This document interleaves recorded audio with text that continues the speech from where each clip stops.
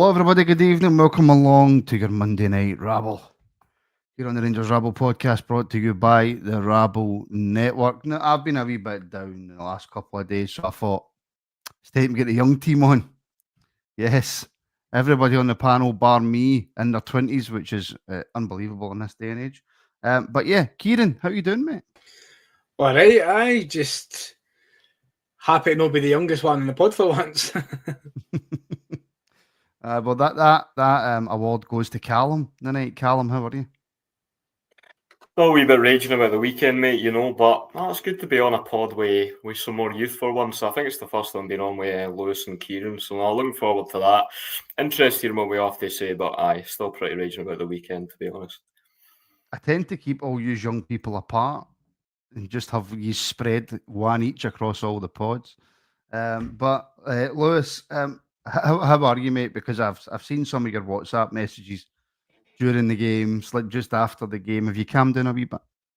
I'm a very different person, like on screen, to what I'm in the group chat. So I would be lying if I told you I have calmed down and that a football team hasn't determined my mental health for the last decade and a half. But unfortunately, that's not the case. So to answer your question, no, I have not calmed down. Well, if people seen your WhatsApp messages, I think everybody would be scared of you, to be honest with you, and not think you're this mild-mannered man that everybody seems to think you are. I think that's a fair point. But I mean, Slipstream's got a point. I'm very much a Rangers dad tonight. Whatever that actually means. I hope that doesn't mean anything bad. Otherwise, yeah, I'm in trouble. All four look like serial killer suspects. Yeah, I think that's fair as well. Gaz is saying, chin up, Martin. Things can only get better. Can they? I don't know so much. I don't know. Right. Russell Martin had his press conference today, right? Now, I hovered over it and I couldn't bring myself to click on it because I thought, I'm doing the show tonight. I want to be as calm as I possibly can.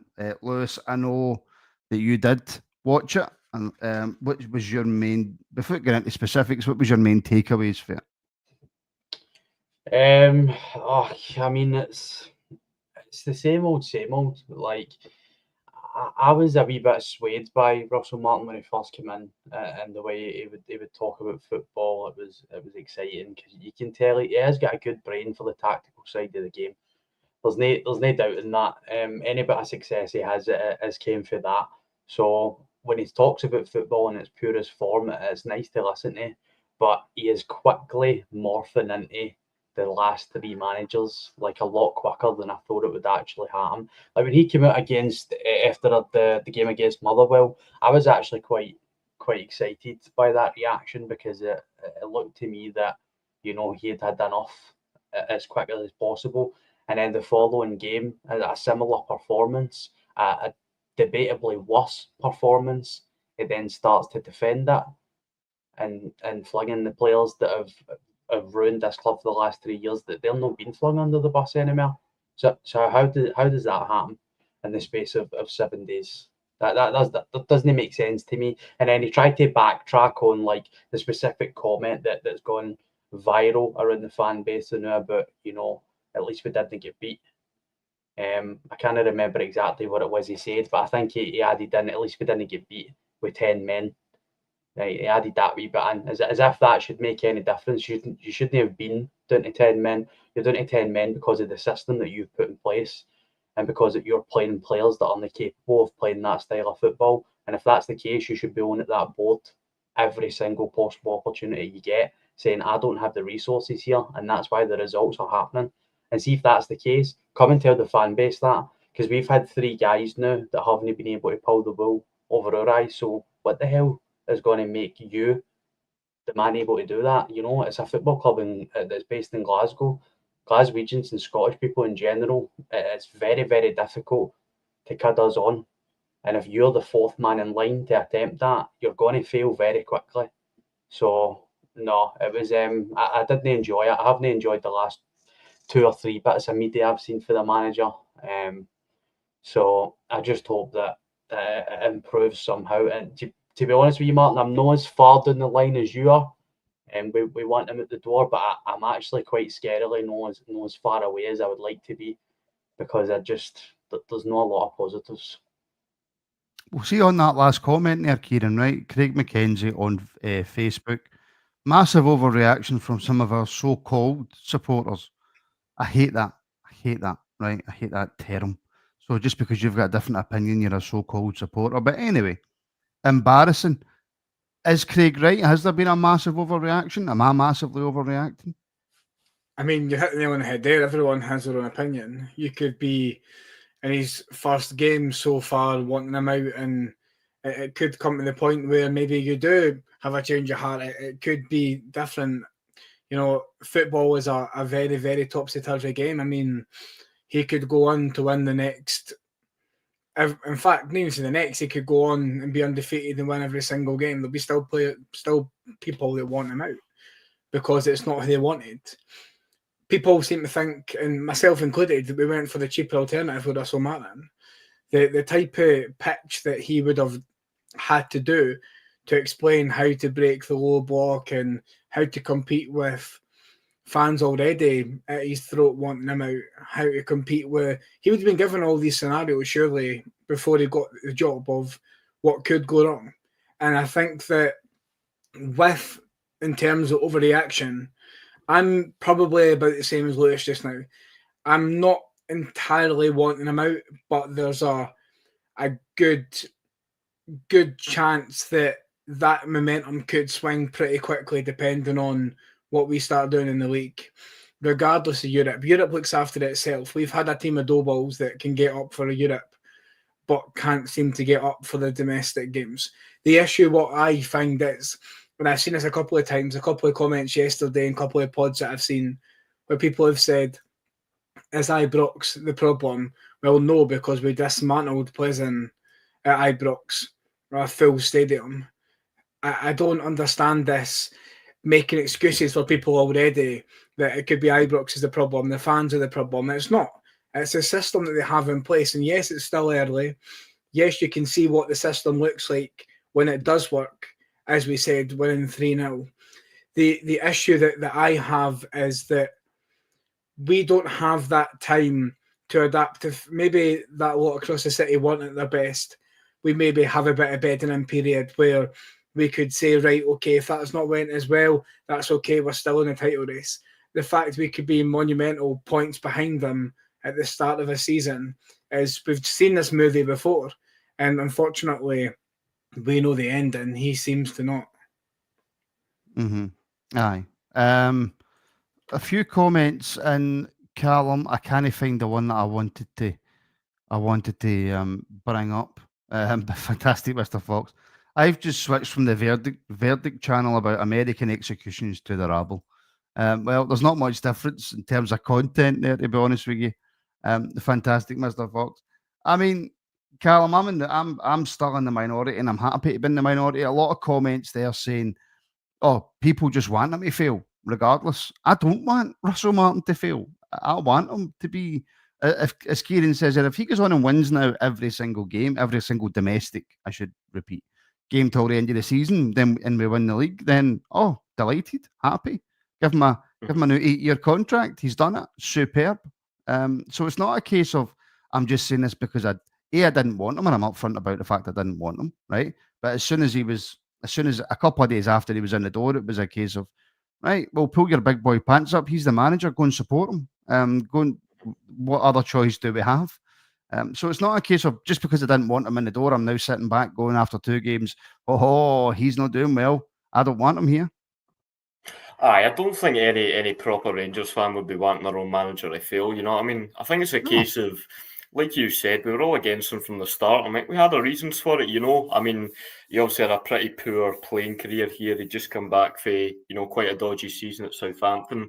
I just didn't think we seen him as a particularly good fit for the club. But what I will say, I want to touch a wee bit on what Lewis was saying earlier about his press conferences and all that, because I thought, when he first came in, Russell Martin, I was quite sceptical about him at the start, but I thought he did actually win me over a wee bit, where I was quite liking how he was speaking in the press conference and all that. I thought quite unique. I liked how he's big in his style of playing that. But see with that one after the Dundee game, he just totally lost it for me with some of the stuff he was coming out with. I mean, as Lewis said, it was like I'm glad we didn't get beat. You're thinking we've just had a disastrous start of the season, mate. We dropped 4 points in 2 games. You're saying, glad we didn't get beat, saying he's happy with the fight back.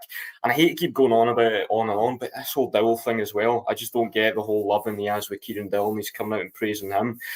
And I think that's a big problem for Russell Martin, because if you're losing, I remember a lot of managers, they get a bit of a new manager bounce, and you'd be kind of into the press conference after the start, and then maybe you'd get a bit bored. But after 2 games, everyone's already kind of raging at him, and no one's listening to what he says to the pressers. So very, very difficult for him to turn it around. I don't know if I'd go as strong as you, Martin, calling for him to be out after 2 games just because it's that early. But at the same time, I've got to be realistic. It's very difficult seeing him turning it around at this point, because the start's been that bad. We could be 10 points behind in August, and it looks like he's kind of lost the fan base already. So, yeah, unfortunately, not got much positivity off from the whole situation, but it's going to be very difficult for him to dig his way out of this one, to be honest. I think the majority of the fans are still behind him, to be fair. And I hope the majority of fans are still behind him. I don't want to be, and I've said, I'm not going to repeat myself, right? I don't want to be sitting here saying, Russell Martin needs to be sacked. It's just the way I feel. The Kieran Dowell thing, Lewis, is interesting. I don't know if it's a positive or a negative that a manager doesn't know anything about social media or doesn't go on social media and all that sort of stuff. Right? Because I would, if I'm a manager, I want to kind of see where the land's lying with the support, right? But that is his choice. So if he's got no clue what the vast majority of the support think about Kieran Dowell, I don't really think that matters, right? Because if he wants to pick Kieran Dowell or bring Kieran Dowell on, if Kieran Dowell starts performing, then we all shut up and we all eat humble pie. Problem is, that's not really happened. No, it certainly hasn't, and it hasn't happened for almost 2 seasons. It's not just like it's been the first 3 games that he started when he shouldn't have started. It was his entire time at the football club. He's not showed any capabilities of being a consistent Rangers player. And I'm not the type of guy that's going to come out and tell the section of the fan base that was booing that they have no right to boo, because it's their football club just as much as it's their football club, and they pay their money to go and watch. And it might have been more of a case of the decision that Russell Martin had made, and that Kieran Dowell was just an unfortunate casualty to that, which is slightly unfair, but they're well within their right to do that. And, like I said, 3 games that guy started, and after 1, he shouldn't have started. So how has he managed to survive 390 minutes? And then to have that reaction after Motherwell, right? And then drop Raskin, Tav, Dowell and Danilo. And then that's the 4 substitutions you make to save the game against Dundee. What kind of mixed messages is that sending? That's just totally abysmal man management. And it shows a real lack of experience. We were warned about what that might be one of this guy's weaknesses, because he's not got a lot in the game, not got a lot of time in the game. He might be good tactically, but his man management skills have never really been put up to the test to this degree. And they will get tested like crazy at Rangers, because the fan base have a voice bigger than most. And to make a mistake, a consistent mistake in somebody like Kieran Dowell is just inexcusable. And it's just hanging him out to dry as well. It's just, what's that going to do for his mental health? He's just no got it to be here. Whether it's a confidence thing, whether it's an ability thing, he's just no got it in either facet. So to continue playing him when you've got an 18-year-old in Finlay Curtis who scored 3 and 3, including the 2 games in pre-season, and he's away going out on loan at Kilmarnock. And we've got no other Scottish talent coming in other than Lyle Cameron before that. Every signing is coming for the English Championship. And it's even this Mendy boy that we're bringing in. Why are we bringing him in when we've got Inciala here? Why is Inciala not here instead of John Souttar, who clearly can't play the system? You've got a 21-year-old French left-back who was clearly the best with the ball at his feet. Every defender we had last season, and he'd probably still be that this season. He's a natural left-footer. He's 21 years of age. He's only a year older than the guy we're bringing in, and he played more games. I think the guy last year only played 5 games in men's football. The rest of his appearances were in under-21 football. Clinton Inciala played 17 games for Rangers and contributed 3 goals. He had 1 bad performance, and by the way, seeing that bad performance, he wasn't even the worst centre-back. Robin Propper was worse in that 1 game, and Barry Ferguson, who everybody likes to talk about being the Messiah for some reason, decided to sacrifice Inciala instead of Robin Propper. But that's besides the point. It's his talent ID. It's his tactical ineptitude. It's his poor man management skills. There's so many warning signs. And I mean, CGM is saying Mendy's better. When did you watch him? Like, see comments like that. What are you talking about? The guy played 5 games at men's football. Are you watching the under-21 La Liga? But in fairness, up until Insiala came to Rangers, he hadn't played any first-team football. Which is a fair point, but the point, my point is, we've seen what Insiala done in a Rangers shirt, and we're about to go and spend money on another player who's untested. And it's just, it's crazy. And like persisting with Diamande as well. I actually really rate Diamande. You know, I'm one of Diamande's backers in the chat, but continuing to play him as well when he's been towing a caravan, it's just Max Aaron's at left back. There's so many warning signs. Can I just say, CGM, you just seen a tiny wee part of the WhatsApp, Lewis, there. He managed to control himself, CGM. He managed to control himself. But yeah, I mean, look, there's quite a lot to unpack here. Kieran, to be honest with you, let's quickly shift on, because do you know what? We've hardly spoke about the players. Hardly spoke about them. It's all been about Russell Martin, which is fair and unfair in equal measure. Right? I know that's a bit of a hypocritical statement, right? But the players in general, right? So Diamande, Kieran, again in Europe, standout player for me. Excellent on the ball, excellent at keeping the ball, carrying the ball forward, appearing in the attacking phases of play, but also very good at getting back as well to help out Rothwell in that CDM role in the league. I mean, I think I'm being fair here, Kieran. He's been pish. That's that. We start with the players. I mean, you guys have seen my thoughts on the players at the moment in the WhatsApp chat, as well as Kieran Dowell. My stance on the Kieran Dowell experiment. If I could quickly just touch on that before I move on to there.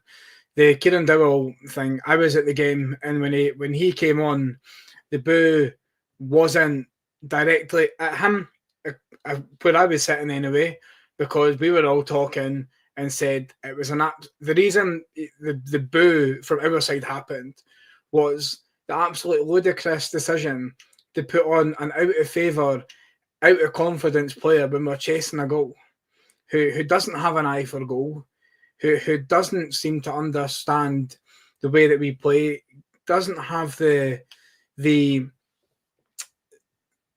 mental health and strength maybe to play for a team like Rangers.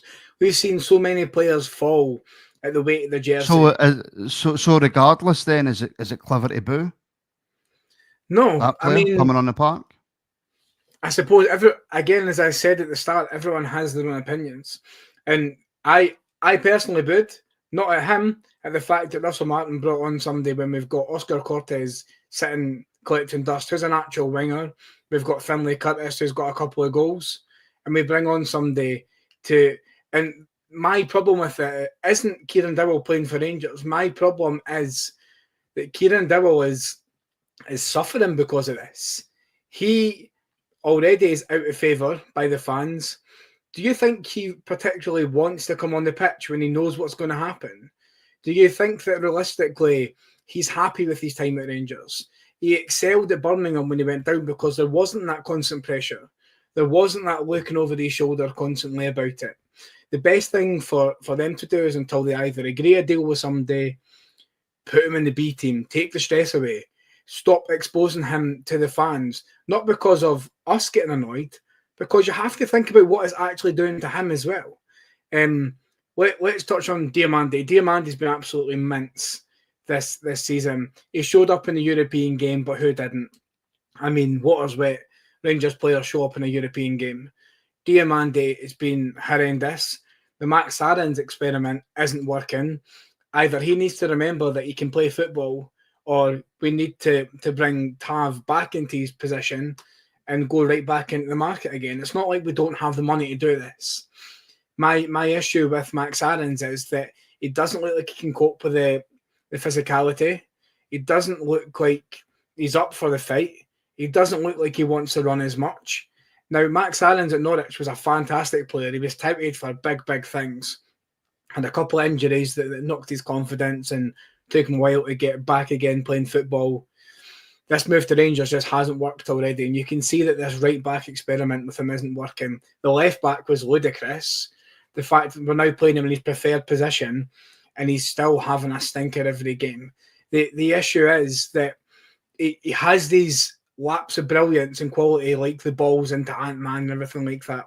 Could you count on your one hand how many times he played the ball forward on Saturday? How many times he tried to go forward with the ball? He just turned and passed it. It was like watching Borna Barisic in his later seasons at Rangers. He would just turn and pass the ball and not want anything to do with it. He shot out a challenge after challenge. I mean, you know that things are going wrong when Jeff is the most stable defender after Inciala goes off. Suter, look, I don't understand why we've gave him the captain's armband. For a start, his contract negotiations have stalled. He's not good enough to play at this level. He has a brain fart every single game, which costs us. The pass that was needlessly to Dessers that Dundee anticipated, stood forward, and then took the ball past and had Deja chasing after them. Yeah, Deja, not the brightest thing to do, but see if Max Aaron's put in the afterburners, Deja wouldn't have been the last man. You can see Aaron's jogging. You've got Ant-Man that didn't have the greatest game because he couldn't get into the game. We've got wingers that are rapid, absolutely rapid. Did we once play the ball over the top to them? No. Why is it, and I don't understand if Russell Martin can't see this, how can every time the ball goes to our wingers in an attack, we either get a corner, a shot on goal, something happens. Why do we then just sit and play this negativity passing all the time? And look, I can get called negative in the comments if you want. I understand, but my opinion is that we're not good enough. And listen, you can shout at me in the comments if you want and say mute Mr. Negativity. Doesn't bother me. I want Rangers to be better. I know we can be better. So that's just my 50 cent on it. Right, well, let's take them one at a time then, Callum, right? I don't know if you want to give me your opinion on Diamandi, because I think you did in the Sunday supplement. And if you want to fire in, but I want to ask you first then about Max Aarons. Is that fair criticism for Kieran?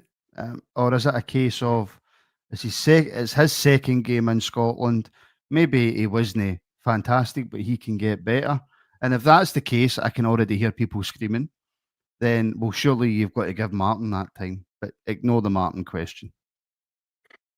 I would largely agree with what Kieran said about Max Aarons. I think the problem for me is I've not really even seen kind of any flashes for him that's going to tell me it's going to work. You know, we've seen him at left back, and I was like, it's too early to judge him because that's not his proper position. But he's then been shifted back in at right back, and I thought even against Pilsen, where everyone pretty much had a good game, he still did look pretty dodgy. I just don't think he just doesn't look too comfortable to me. Maybe it is a wee bit early, but he just looks to me like a kind of worse version of Tavernier, like a lot of similar weaknesses to him. I don't think he looks very comfortable defending. I don't think his positional sense is very good.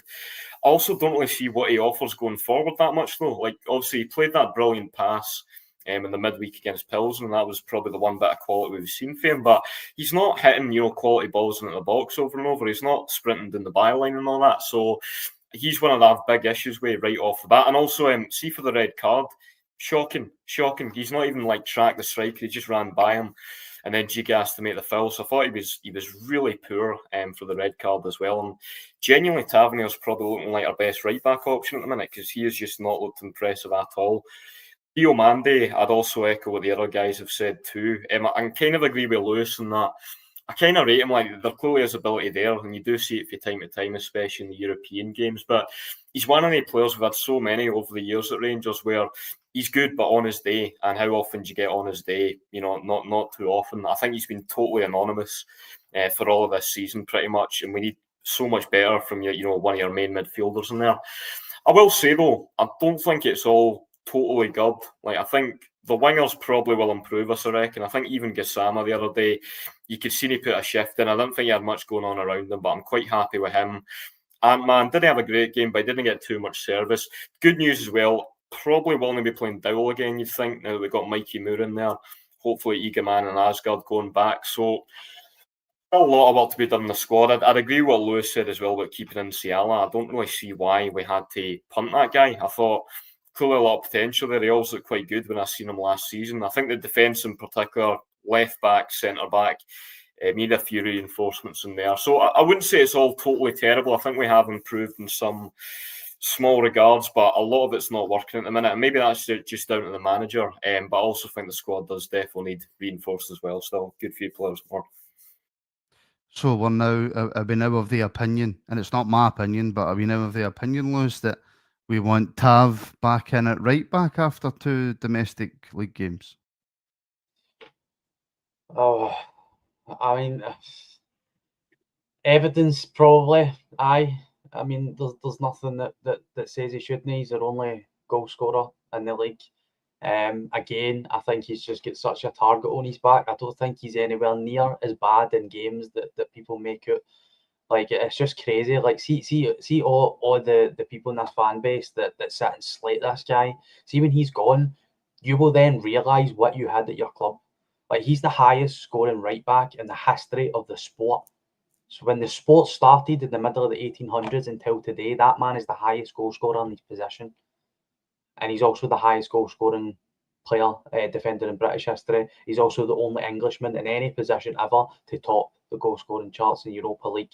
And people can go on and put penalties. He's still scored like over 70 goals non-penalty. Get 300 goal involvements, get 500 appearances. Like, the slander for Tav is just crazy. See, if you're like me and you go, he's just too old, that's fine. But see people that go on about him being garbage, just shut up, man. I can't be bothered listening to it. I don't know if it's my age. I've not had the likes of Laudrup and Gaza, so Tav is the best that I've seen. That's probably the same for Kieran and Calum as well. So that's where it comes from. And CGM, I mean, mate, come on the programme, come on the show. You show your face. Stop having a go at the viewers. No wonder we're all here brave enough when nothing's gone right at Rangers. We're on here brave enough to show our ugly mushies and get, Speak shit for yourself. For the comments. And then, like, there's people going, oh, you shouldn't be booing Kieran Dow. It's a shame. It might hurt his feelings. I don't think you should be booing Kieran Dow.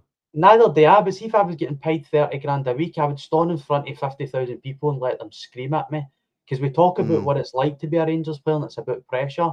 Well, it can't be just just about good pressure. It needs to be about bad pressure as well. That's what elite sport is about. Do you not think LeBron James has had to suffer it, Roger Federer, etc.? So, but I probably shouldn't say this, right? Because I'll just be encouraging people, right? But people who tune in and watch, how do they vent? They vent by having a go at us. That's the way I've always looked at it. Although CGM's a man enough to take it, right enough. To be fair, he'll just come. You two can just go back and forth the whole show, and we'll just start the Lewis and CGM show, I think. Listen, I'm happy. I'm happy to do it. It's nice getting off my back. We'll just start. But can I just ask that nobody makes me laugh? Because if I move, it's a wee bit painful. So nobody is allowed to make me laugh. But yeah, look, I'm actually really scared to say this, Lewis, right? But it's been 2 games in the league, because after what I've come out and said about Martin, right? I've just got a feeling about Martin. That's why I don't want him there, right? Mm-hmm. But you can have a different feeling about players. I suppose one of the big issues, and Kieran, I'll come to you in a wee second, but Lewis, I'll come back to you on this. Boy, Max Aarons or Aarons, however you pronounce it. He didn't get a lot of game time at Valencia, did he? No. It's almost, and I suppose the good thing is it's just a straight loan. There's no obligation or option to buy or whatever. But it's kind of giving me Todd Cantwell vibes. Somebody who played in the Championship and was excellent in the Championship and was touted by a big money move, didn't really work out. Then comes to us, although albeit Aarons went to Valencia first, but then comes to us and doesn't really get anywhere near the potential. But there's surely still time for Aarons to get it right, Lewis. No, there's definitely time. Like, I'm not sitting here saying that there's no chance he's going to be a success at Rangers, because you don't get touted for a £20 million move to Bayern Munich at 22, 23 years of age if you've not got something about you, just like Todd Cantwell. I mean, touted for 20, 30, 40 million, whatever it is, to Liverpool before coming here. So he's obviously a really talented player.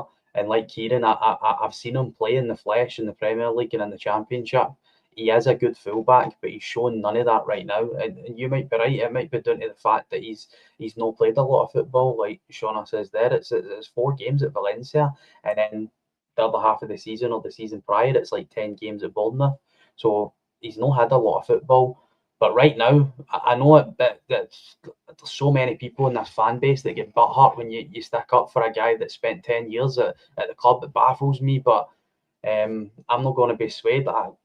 Tavernier right now at 33, about to turn 34, is our best option at right back. Should that be the case we're looking at? No, it shouldn't be. And it's a culmination of previous mistakes and mistakes right now. But on the hard evidence, that's just what needs to happen. Aaron's has had 5 or 6 games now. Granted, only 2 of them at right back, but has he been that impressive at the 2 games at right back either? And then Tav scores 2 goals. I mean, I really wish it wasn't the case. I really, really wish that the Tavernier saga was finished. I actually wish Tavernier wasn't at Rangers anymore, because it would probably just be better for everybody involved if that was the case. But he's still here, and right now, unfortunately, he probably has to play at right back, because even if he's getting beat 10 times a game, he's probably going to score or assist a goal. And Max Aarons is both getting beat and not providing anything offensively. Yeah. Do you know what we'll do? We'll change tack a wee bit, right? We'll change tack a wee bit. Kieran, let's look ahead to tomorrow night, shall we? We're 3-0 up for the first leg. We'll come back to this if he's want to come back to this, right? But I just genuinely feel that it's been 2 days now, and all it has been on this channel is just absolute pure negativity, because that's the way that Rangers have got us, right? So feel free to come back on Lewis's points about Tav and all that if you want, Kieran. But tomorrow night, away to the Czech Republic, already 3-0 up. And again, we're repeating ourselves. I've got no fear for tomorrow night. Yeah, I mean, Europe takes care of itself. I think we say that every pod. What I would be doing, though, is I would be playing our strongest team, even though we're 3-0 up, and try and let them absolutely hammer somebody. Just let them loose. Just let them go for it. Get their confidence up, because they're needing a confidence booster as well. And then your game against Salawa, you play the fringe players, but with a little bit of experience. Yeah, no qualms about tomorrow. Even if we went across there 0-0, still no qualms, because, again, Europe seems to take care of themselves. Many managers have said it, including our current one, where he said that Europe will take care of itself. Players will get up for Europe. It's getting them up for a game like Dundee, etc. that's the issue. And I thought bringing in new blood would change that, but obviously not. There's still something around Ibrox that's seeping into these players. I mean, it was ironic that Ant-Man, before the game, his interview had said that they need to be up for every single game and show that energy. And yeah, that kind of showed. But no, I'm looking forward to tomorrow. I think that we'll give them a good game. I think that if Rangers are as pissed off as they seem about dropping points this season already, go out and give them an absolute walloping. But as XY says, more nervous about Alawa. Aye, not going to lie, it could be, again, where it's just when we're really good at being underdogs. I feel like that's Rangers' type. When we're the underdogs, look what we did to Dortmund, Leipzig, etc. When we're the underdogs and our backs are against the wall, that's probably when we're best. When we get favoured to beat somebody, I think that's when the players seem to shit it, and they seem to hide away in themselves. But I'm confident about tomorrow. Like I said, 3-0, still play a strong team, and really try and put it to them. Well, here's a really good point, Calum, right, from Rangers on Tour. With Giga suspended, do we play Fernandes in the next few games? Can't chuck him cold versus Celtic or Mendy? Or is it a case of if we get Mendy sorted, obviously he won't be playing tomorrow because he's not even signed yet and you need to get clearance and all that. With the St Mirren game, I think a high chance that's been called off. Is it a case of you play Fernandes tomorrow night 100%? I can't see why not, because I think you've got tomorrow night, then you've got the Alloa game. It seemed like kind of ideal points where you'd want to try him out, because as the commenter said, you don't want to chuck him in there against Celtic at Ibrox, obviously. And I think with Fernandes as well, spent quite a lot of money on that boy, didn't we? I think 4 million, I want to say. It was a good fee, I'm pretty sure. we've not seen too much of him. I think he played the friendly against Club Brugge, and I thought he did look quite good, to be fair. So I think tomorrow would be quite an ideal game for it. You know, I know a lot of people are saying he's passionate. I know he made the mistake in the friendly and all that, but I think you've got to freshen up that defence, and I think tomorrow really is the game where you'd be wanting to do it. And I think as well, everyone's been slagging off Suter and saying he can't really play it for the back and all that. I think he has looked pretty dodgy. So I think it's definitely worth trying something different at the back. And see what I will say, actually, one other tiny sort of wee positive I will actually bring up. I will say I think we do look a wee bit better with Jeff Day at left back. Like, being honest, I think noticeably that left-hand side looks a lot better for me when you got a natural left footer there. You know, I thought he was absolutely stinking when we had Max Aarons there and he just couldn't play the position at all. I just think he's coming to the team, and I was critical of him quite a lot, but I think he's done quite all right. So I'd like to see, I think, Jeff Day Fernandez. I don't know who else you'd play alongside them, though. Maybe it would have to be Suter. Now, I don't know who you'd go right back again, but I think tomorrow would be a good game for Fernandez, and I'd be wanting to see him. See, going on the players, I don't know if there's something that you'd maybe want to touch on at all, but what's your guys' take with the whole Raskin-Rothwell thing? Because that's one I've been seeing a lot of chat about, and I think midfield looking a wee bit unbalanced. I think there's a lot of good players there, but I've seen a lot of debates about do we play Raskin-Rothwell, so it's kind of interesting what you guys think about that whole debate, if any of you have a point on that.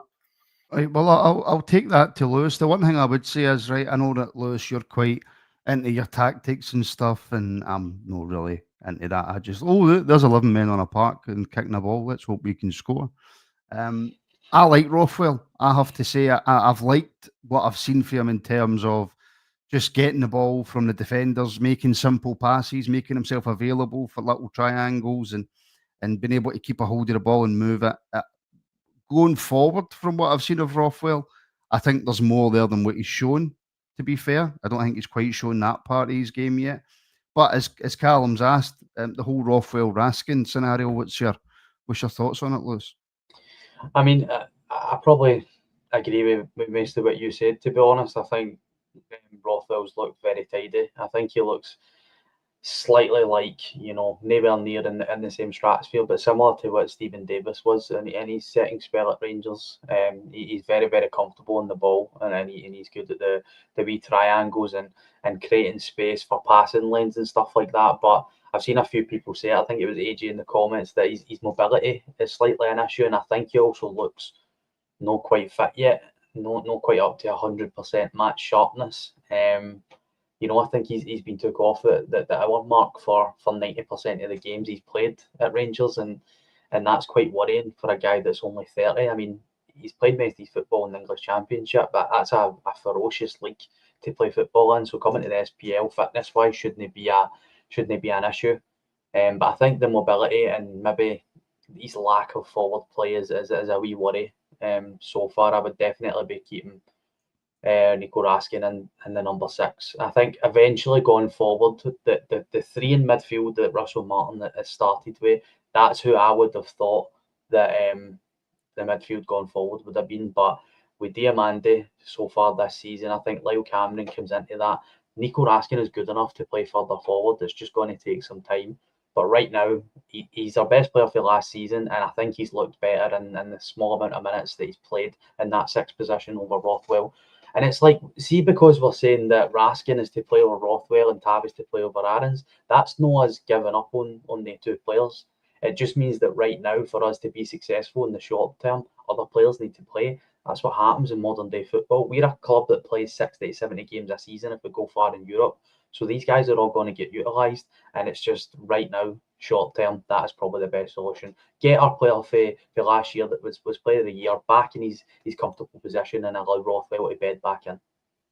Can I just say, Kieran, before you come in, it's definitely Dairy Lee, isn't it? The wee triangles. I'm not a big fan of the laughing cow ones. Nah, I agree though. It's definitely there. Do you know what's great? See if you're making yourself some toast and maybe ham or toast and chicken slices, whatever it is. See, instead of butter, Dairy Lee. Outstanding, by the way. Absolutely outstanding. And there was another comment there, I think it was for test videos. Wee triangles, that doesn't win you games, no, but it gets you out of trouble. And if you can keep a hold of the ball in the middle of the park, that's just as important. Otherwise, you're just losing the ball all the time, and he very rarely loses the ball. That was the only point I was making. But Kieran, as Lewis says, does it have to be one or the other? Does it have to be Raskin or Rothwell? Or can they play in the same midfield? I mean, just quickly on the little passes don't win games. If you look at prime Barcelona's tactics, I think that speaks for itself. I feel that Rothwell, I've been really impressed with Rothwell. I think he's been really, really good. I think at some points he looked like in cigars and slippers. I think that he reads the game really well. He just seems to go about his business really tidily and keep things ticking.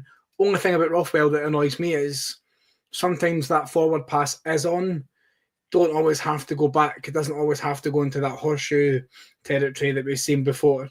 Raskin, what I like about Raskin right now is, and I don't know if anything's happening off the pitch, Raskin looks pissed off when he comes on. He looks pissed off for a point to prove, and that's when I think you see the best Raskin. He's so tenacious in the tackling. Maybe sometimes he can be a little bit too tenacious. But I really think that Raskin, Rothwell, and Cameron should be our midfield for tomorrow. I would still play Rothwell in the 6 and push Raskin a little bit higher. He's got that ability. He was adding some goals to his game last season, popped up with a few assists. I think that's a position that he can do really, really well. But I feel that Rothwell, the other side, that flip other side of the coin is, don't think you could play Rothwell a little bit higher. I think he has to be in that 6 role. I think that when he did step across the halfway line a little bit, I feel like he maybe was a little bit off. I feel that having Raskin in that 8, but also can cover as a 6, which I think is really good, because if Rothwell is maybe struggling with the workload in the middle there, then it's not like Raskin doesn't have that ability to drop back and just help, but he also has that ability to carry the ball and take us on our way. So I feel like that should be the midfield. I think Cameron's really, really impressed me. I think I was a bit sceptical with Cameron coming in. I thought, would he get in over Barron? Because Barron seemed to go up like a flame at the start of the last season where I thought he was undroppable. And then the mistakes started creeping in. And then you realise what type of player Barron is. And the more I see it, is the more I don't see Barron fitting into Martin's system. I don't see him getting a lot of game time, but I feel like Cameron's really going to thrive in this system because he wants the ball. He doesn't shy away. For such a wee guy, like on Tuesday, he was bodying some of their players and he was really tenacious as well. I feel like that mid 3, I think, could be the turning point for Rangers because they all want to go forward. What I like most, Calum, about Raskin, to be fair, is like him and Martin had a mini bust-up after the Motherwell game. Nothing majorly serious, just a wee bit of back and forth. Raskin challenging the manager putting Raskin in his place, as every manager of every football club should, because they have to be in control, right? But that Raskin could have easily have went, well, do you know what? I've got a year left on my contract. I know how valuable I am to this football club. Martin, go fuck yourself. Pardon my French. Right? Raskin could have easily have done that because he knows financially, especially, how important he is to the football club. But he's came on twice for me. Obviously not the Dundee game. But he's came on and been one of our best players when he's come on the park. The European game on Tuesday, I know we're separating that from domestic, but he's not. The head's not went down. He's not went, right, well, I don't care anymore, then I'm not going to perform. I'm not going to do this. I'm not going to do that. That's what I like the most about Nico. Regardless of his thoughts, we all know Nico wants to play at a higher level, Calum, right? Nico doesn't want to spend the next 2, 3, 4 years in Scotland. He just doesn't. But he still gives you the performance, though, 9 times out of 10 Dundee aside. Aye, 100%. I think with Raskin, he's one of them where I'd probably not even say he's that good in the ball and that he's got, a great shot on him and a great pass, but I think it's his sort of tenacity, his energy, sort of the amount of ground he covers that really makes him such a great player and how he sort of works in that team. I think it would be so strange for him not to be a part of this Rangers side. You think out of our entire squad, he's probably our most valuable player, I'd imagine. I think you could argue maybe our most talented, probably even our best player. However, at the same time, you bring in a guy like Rothwell, and all the Leeds fans were raving about this guy, saying he's come off the bat of a really good season. Difficult to see him being dropped. I feel like if you're buying a guy like him, you're probably buying him to play him. I think if you look at the both of them as players, though, I'd largely echo what Kieran was saying about Rothwell earlier. I think he does the neat and tidy and kind of a lot of the subtle work very well. I've very rarely seen him ever give away the ball daft, and quite a lot of sort of clever wee passes and all that. But I don't think Rothwell has the kind of offensive side in his locker the way that Raskin does. I don't really envision Rothwell adding a large amount of goals and assists to his game in the way that Raskin maybe could. I also think the difference is, as Kieran said, I think you can only really play Rothwell in that 6, and he can only work in quite a specific system. Whereas I think Raskin's a much more kind of dynamic player. You can play him sort of elsewhere in the park, and he probably is a lot more valuable that way. But to be fair, right, since the season started, he's definitely not been one of our worst players, Rothwell. I don't really understand a lot of the kind of major criticism I'm seeing of him. I can understand maybe not being the most keen on him, but I think he's done pretty well since he's come in, to be honest. I'm quite happy. It's a good headache to have, isn't it, when you've got 2 quality midfield players there. The ones I'm more got question marks over is, where does Barron fit into this midfield? Where does, we still got Cifuentes in the books. Where's he going to fit in? Diomande, what's his future going to be like? But just finally as well, on Lyle Cameron, that is another positive, which, we can be quite pleased about. I think good signing, and we always go on about the Scottish core. He seems like a boy to me who really wants to play for Rangers, gets what this club's all about, gets the standards. I've loved listening to him in interviews and all that, by the way. I think just seems like a boy well above his age, mature lad who, very confident with what he's come to do here. So, we've got a lot of good options in that midfield. Just going to be interested how he kind of fits them all into one team, and if he can get them working together. Because it's one thing having a lot of good individuals, but obviously it's got to work in a style of play, and we haven't really seen that yet from the manager. So, jury's still out, I think. The biggest thing for me with Lyle, from what it appears anyway, looking from the outside in, is that he's not a player who's playing to go on to a club that can pay him more money. For me, the way that Lyle's playing the game now, he's just doing whatever the manager's telling him to do. Even if that doesn't show him in the best light, even if that doesn't show him as the best player at the club, which ironically, when he's played the way the managers wanted to play him, it has highlighted how good a player he is. But he's not playing for himself. He's playing for the team, Lyle Cameron. To me, anyway, that's just what it looks like. Lewis, sorry, in terms of tomorrow night then, and this is going to sound really negatives, right? What about, we've had no update on Dujon Sterling at all. I'll just throw that out there right away. And I'll put this out there as well, because it did come in well over half an hour ago and I forgot all about it. For Charles, Martin's a fan, Calum, sign it, please. Calum signs that every morning when he logs into WhatsApp. So thank you very much for the support, Charles.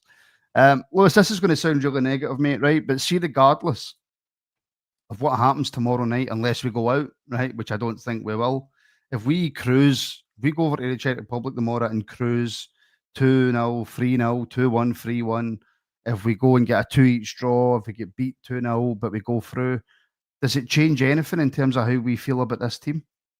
No, it certainly doesn't. I think the fan base have managed to adopt that attitude of separating Europe and domestic football completely now, because Rangers have been outstanding in Europe for the last 6 years, bar one season. In the Europa League, we've been probably one of the best performing teams in the last 5 iterations of that tournament. So it's no surprise that we're managing to perform in Europe. It's not been a surprise for such a long time. So I think that's totally separate. But when it comes to domestic football, we've started a league season without winning the first 2 games for however long. And one of the comments that Martin said as well was like about us being unbeaten, and that's just like you're not helping yourself with comments like that. You say you've watched what happened at this football club last year. You've seen how we attacked Philippe Clement and the captain when things got really, really, really bad. That might have even been the season prior, but nonetheless, you should have knowledge of that, and you should know where this fan base is in terms of our standards and our expectations. We're no stupid. We know that it's not going to be a quick fix. You don't need to come out and tell us that. We don't want excuses of why things aren't happening. We just want truth. That's all you can give us, because nothing else is going to help. We're devastated anyway, so don't come out and try and pull the wool over our eyes. Lewis, what could he have then, right? You're saying you want truth, right? And I 100% agree with you, mate, right? Mm-hmm. But what else? What should Russell Martin have come out after that Dundee game and said then? Just say it's not good enough. Just say I'm fully aware of what the performance was. I'm not going to go into too much detail, because I'll make sure the players know in detail who done what, when, and to what extent they done things incorrectly. We don't need too much information. I know that the new board. Right. Well, can I fire back at you then as a reporter? Right. So you're Russell Martin and I'm the reporter, right? And you've just said that. All right. Okay. Well, Russell, you said that after the Motherwell game, and the actual performance seems to have got worse. How's that possible? If he's got an explanation, give it. If he's not, just say I don't know. Like it's just. I'm just pointing out that that's how the conversation would go. I understand where you're coming from, and I get why you're playing devil's advocate, because it is a difficult situation. There isn't too much you can say, but coming out and saying things like, "Oh, I'm glad we didn't lose," and yeah, saying like defending Kieran Dill and like saying, "Oh, he's good in training," but like everybody that is a fan of this football club would be the best trainer if you were paying 30 grand a week and you were getting to play for Glasgow Rangers. So it's nonsense like that. Just don't come out and give us excuses about certain things. If the performance was poor, just say I'm aware of what the issues are, and I'll do my best to try and deal with it. That's all you need to do. Right. Final question. Kieran, I'll start with you, Callum, and Lewis, feel free to jump in. Right, Kieran, an easy one, right? Just to finish off. It's been a bit of a down show. Please like, share, and subscribe, everybody. Make sure you're following across all socials and stuff like that. And if you want to help us out a little bit further by becoming a member and getting access to extra shows, then you can do that now. Links are in the description, either YouTube memberships or Patreon, whatever one you prefer. Kieran, simple, easy question to finish off, mate. I don't want this to be too difficult for you. How does Russell Martin change it moving forward? How does he get this team winning? Because he's not going to be sacked. You said it was an easy question. I think that's a very easy question. I think we go straight back into the transfer market. And I think if you're not performing and you're not performing up to the standard that this football club expects of you, then you have a price on your head. I don't feel like we should muck about now keeping players for the sake of it. We've got too many players on our books that should be nowhere near the club. Matondo, Cifuentes, Ben Davies is still in the club. You've got Dowell, you've got Yilmaz apparently still in the club. Deal's not been done yet. My point is that if you're not good enough to play for the club and you're not showing that on the pitch and you're not getting Rangers to where they need to be, then it ain't the club for you. Callum, I've said my piece on the whole Russell Martin thing. Yous have all said that he's aren't quite there yet. How does he turn that around? Well, I think, first of all, he's got to do a lot more work in the transfer window. I think, as we've discussed, defence especially, I think you need a few players there. And I'm just across part. I think you do with one more midfielder, one more attacker. What he really has to get right, though, is solving out how to beat a low block. And I know that's it seems like an easy thing to solve, but that's what we've struggled with all these past seasons, and no manager seems to have an answer to it. But I think a culture change as well, like the mentality he has to get is so much better going into these games. We can't see the kind of half-arse in it where you've got, Max Aarons running back for the red card and players doing all these sloppy, half-effort passes and all that. Just the mentality has to change really, really quickly, and he's got to get the players fighting and just showing it's basic prerequisites, man. You know what I mean? We always go on about it. This is all we ask for as Rangers fans. Just, you know what I mean? Like, just fight for us and you'll give us 110% in the pitch, and they don't seem to be doing that at the minute. That's what's so frustrating. And, we're talking about Europe as well. I don't really care about Europe. I don't think many fans really care that much this season. We need to do well domestically, and it's so important. So, main thing he's got to do, strengthen the squad, get a style of play which is able to break down the low blocks. We have no strategy to date at the minute, and just change the culture at that club so we're more at it for these type of games. So that's my main three. Obviously difficult, but quite simple, I'd say. Well, difficult but simple. That seems to be the Rangers way, doesn't it? Super chat from Jim Sloan. Thank you very much. Don Sloan, actually, as he's known now. Great pod, lads. Follow. Young Lewis is on fire. So thank you very much for the support, as always, Jim. And as Young Lewis is on fire, Young Lewis will have the final say tonight. Just follow up on the question I asked the two guys, Lewis. I feel like I've not stopped talking this podcast, so I'll keep this one short. 4-4-2, Lewis. I don't think we're quite at that stage yet. You know, I think my first bit of advice to the manager, being a random fan on a podcast, would be just stay at the simple things. Like, don't play people out of position, i.e. keep Max Aarons at right back. You know, don't play Kieran Dowell at all. Just do not put him in that environment right now.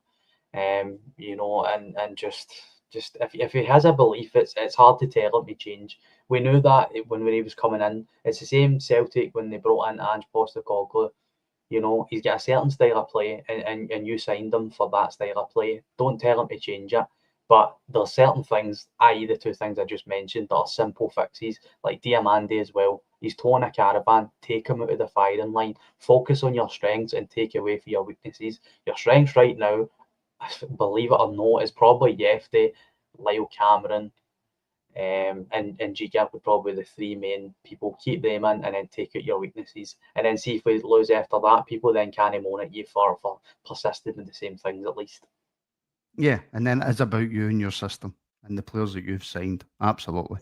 Well, my invite to the Rabble podcast be in the post tomorrow, Martin. I'll find out what day Lewis is back on CGM, right? And we'll do it live from the local boxing gym. I think that's what we'll do. Happy days. Lewis is getting so much love, man. Lewis for interim manager. Lewis would just floor all our players. Oh, he's getting the love. He's getting the love. Right, folks, that will do us for this Monday night. Thank you so much for joining us. We're back tomorrow morning, 10 a.m. for the members phone in, and then 12:30 for your afternoon rabble. And then we've got build up, watch along, and reaction. So 5 shows on tomorrow. You're not going to get that anywhere else apart from a few other places. So thank you, Kieran. Thank you, Calum. Thank you, Lewis. Thank you, everybody, for tuning in. Everybody listening back on the audio platforms as well. I really do appreciate that. And yeah, we'll speak very, very soon.